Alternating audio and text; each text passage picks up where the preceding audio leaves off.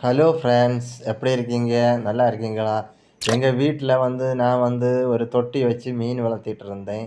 அதில் வந்து நிறைய மீன் விட்டு நிறைய வளர்த்திட்டு இருந்தால ஒரு ரெண்டு ஒன்று மீன்கள் செத்து போச்சு. அது என்னன்னா நான் நினச்சேன் பெயிண்ட் அடித்ததில் தான் அது இறந்து போச்சுன்னு நினச்சேன். சிலப்போ ஒரு துள்ளி எல்லாம் விழுந்திருந்தேன். அப்போ நான் அதனால தான் இறந்துன்னு இருந்தேன். ஆனால் அது பிறகு வந்து பார்த்தா அதில் வந்து மாலி மீன் நான் விட்டுருந்தேன், அந்த சிறிய சைஸ் மீன்.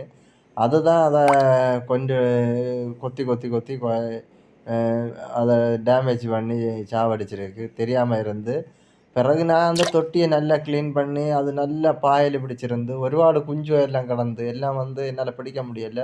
பாயலாட்டு இருந்தாண்டு எல்லாம் முன்ன தொறந்து விட்டு, எல்லா குஞ்சும் போச்சு. பெரிய மீன்கள மட்டும் தான் நான் பிடிச்சேன். அப்படி பிடிச்சு நல்ல தொட்டிய வந்து கிளீன் பண்ணி, எல்லாம் புதுமைப்படுத்தி வச்சிருந்து அந்த தொட்டிய எல்லாம். பண்ணி வச்சிருந்த பிறகு மீன வந்து நான் வந்து எல்லாம் ஒரணா பிடிக்கக்கு ரொம்ப கஷ்டப்பட்டேன். என்னன்னா, ஏன்னா எல்லாம் வந்து 4 அடி சைஸ்ல 4 அடி இருக்காது. 4 இன்ச்சுக்கு மேல 5 இன்ச்சுக்கு மேல சைஸுக்கு வளர்ந்திருந்து. அதனால எல்லாம் வந்து என்னால பிடிக்க முடியல. அந்த அரிப்பை காட்டுற பெரிய மீனுவ எல்லாமே. பிறகு நான் எப்படி எல்லாமோ கஷ்டப்பட்டு பிடிச்சேன். பிடிச்சு ஓரளவுக்கு அத காப்பாற்றி இத விட்டேன் எல்லாத்தையும்.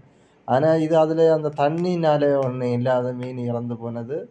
ஒரு மீனால தான் கொத்தி கொத்தி இறந்தது. அந்த மீனையும் பிடிச்சு நான் மாட்டுனேன். பிறகு அத மாற்றி தனியா விட்டேன்.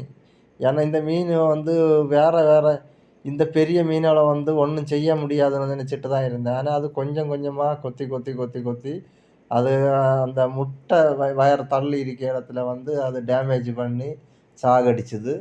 அது வந்து மீன்களுக்கு உள்ள மீனுக்கு வந்து வித்தியாசம் இருக்க மாரி இருக்கும். அதனால தான் இப்படி பண்ணியதா இருக்கும்.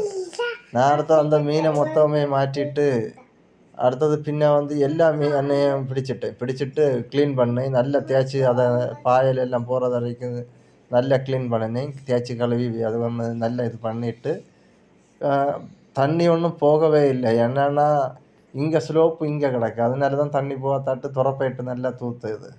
நல்லா தூத்து நல்லா கிளீன் பண்ண பிறகு தான் அ மீனையே அதுக்கப்புறம் விடவுக்கு பார்த்தேன். அதுவும் பின்ன மோட்டர் போட்டு, தண்ணி போட்டு நல்லா அத நல்லா கழுகிட்டு, பிறகு வந்து அ தேய்ச்சு கழுவியும் நல்லா கிளீன் பண்ணேன். கிளீன் பண்ணி அதுக்கப்புறம் தான் மீனே பிடிச்சு உள்ள வரனா வரனா மீன விட்டேன். அதுலயும் சின்ன பையனுக்கு பயமே இல்ல. இந்த பெரிய பெரிய சைஸ் மீன பிடிக்கிறதுக்கு அவன் வந்து ஆர்வமா இருந்தான் மீன பிடிக்கிறதுக்கு. அவனிட்ட அந்த மீன காப்பாற்றவக்கா, இல்ல அந்த மீனு பிடிச்சு விடவான்னு தெரியல. ஏன்னா அவனுக்கு அந்த மீன பிடிக்க இறுக்கி பிடிப்பாங்க. அது செத்து போகும். அதனால தான் அப்படி நினைச்சுட்டு இருந்தேன். ஆனா அவன் நல்லா அழகா பிடிச்சு அழகா பிடிச்சு விட்டான் மீன. மீன பிடிச்சு எல்லாத்தையும் தொட்டிய சேஃபா விட்டான். என்னன்னா, இந்த இதுலயும் நம்ம இப்ப வெள்ளமாட்ட இதுலயும் வந்து நெறைய மீன் வந்து என்ன ஆச்சுன்னா, அதுக்கு மூச்சு திணறல்ல வந்துருச்சு. என்னன்னா, ஆக்ஸிஜன் வந்து இதுல வந்து கூடுதல் கிடைக்காது. தொட்டியில ஏற்கனவே நெறைய மீன் விட்டு அதுக்கு ஆக்ஸிஜன் வந்து நெறைய இருக்கும். ஏன்னா, இது வந்து நம்ம அடுத்த புதிய இதுல வந்து போடம்போ, அதுக்கு ஆக்ஸிஜன் கிடைச்சாது. இது தொட்டியில வந்து ஏற்கனவே ஆக்ஸிஜன் இருக்கியாண்டு, அது நம்ம விட்ட உடனே எல்லாம் நல்லா சுறுசுறுப்பாகும். இல்லைன்னா சோர்வாகும். ஆக்ஸிஜன் கிட்டலைன்னா சோர்வாகும். இப்படி அதில நாங்க உடனே பின்ன தண்ணி மாற்றி உடனே மாற்றினோம். இல்லைன்னா அதோடய இப்ப தண்ணி மாற்றினதிலேயே நெறையலாம் இறந்து போக வேண்டிய வாய்ப்பு இருந்திருக்கும்.